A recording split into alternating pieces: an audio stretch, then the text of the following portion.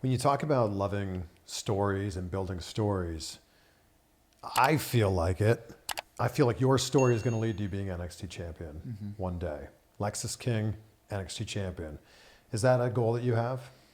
Well, I say it all the time. My journey is to be, the king of NXT, and every king deserves a crown. So, I think it's a long time coming for me to have some singles recognition, and to showcase a star that can represent the brand very well. I think I would be a very good face of NXT. I think that I would bring a lot of eyes to the product as a champion. But also too, it's just playing my part. You know what I mean? It's being the best version of myself. You're buddies with John Cena, right? Sure. So we were texting the other day. We were texting him. He actually came and did a seminar with us at the PC, and I thought, okay, I'll go and see what's going on. But man, I'm so glad I went. I mean, it was the most enlightening. It wasn't just little questions that people would ask, oh, what do you think about, what's your favorite food? No, we were getting into it. We were talking about, contract negotiations and how to, all this different stuff, how to get it. I'm so glad I went. It's like a master class. Yeah, and it was amazing. And the amount of questions that we were able to ask and get answered. And one of the coolest things he said was that it was just you can't control the booking, you can't control who's wearing what belt or this, that, or the other. He's like, but you could be the best version of said character. And if you're the best, he was the rapper guy, if you're the best rapper guy on the roster and creative goes, oh, we want the rapper guy to take on a huge monster. You know what I mean? Then they're going to pick the best rapper guy they have and put him against the best monster character they have, and then go, oh, what does the match look like? You know what I mean? So it's people get all, I'll never pitch an idea again. Let's put it that way. He said, there's no point in pitching anything because, if you pitch something, they don't use it. Now you're disappointed. Now you're upset. Because your expectations haven't been met. Yeah. But it's if you just be the best version of your character, and then they decide to choose you for these things that they created because they're the writers. They're going to come up with the ideas.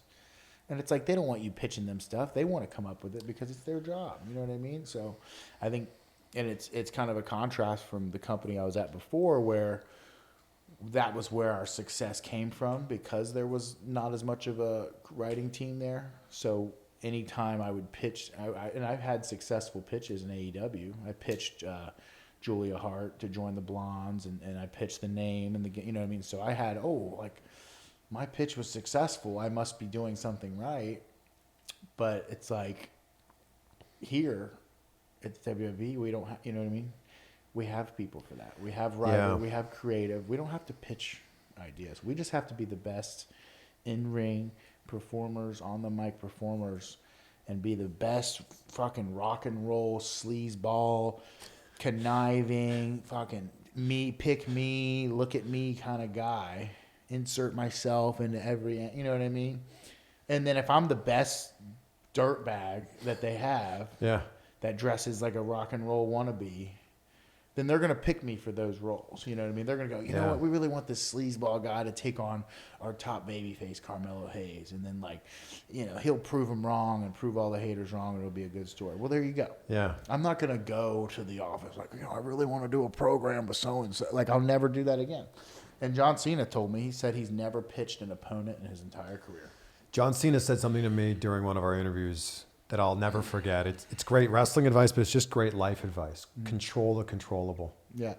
You don't have control over what people do or what other people say, but what you do have control over is how you react to those situations. And he talks about the same thing. People forget that John Cena, before the Thugonomics gimmick, was on the cusp of getting cut. Yeah. And he took that gimmick, or it became a gimmick because Stephanie McMahon heard him rapping on the back of a bus one day. And she's like, oh, that was really good. Where'd you come up with that? He's like, oh, I just, off the top of my head. And she's like, would you want to do that on TV one day? And he's like, sure. Yeah, I guess. And that saved his career. Yeah. So it's so interesting that there's only a few things you can control. Yeah. Matt Cardona said this to me recently. You can control how you look in terms of like how jacked you are. Mm-hmm. You can control the color of your gear. And you can control the intensity in which you work. Yeah. That's about it. Yeah. And if you have control of all those things, no one can stop you. Yeah. That's exactly what you're saying. Yeah.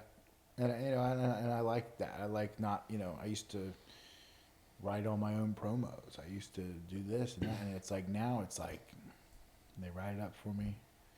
I can see it. I can digest it. I have to be myself. I have to be the best version of that character. But a lot of the heavy lifting is done, and that's what makes a great production. I think that's what makes a great show. The more you can collaborate, the better, I think.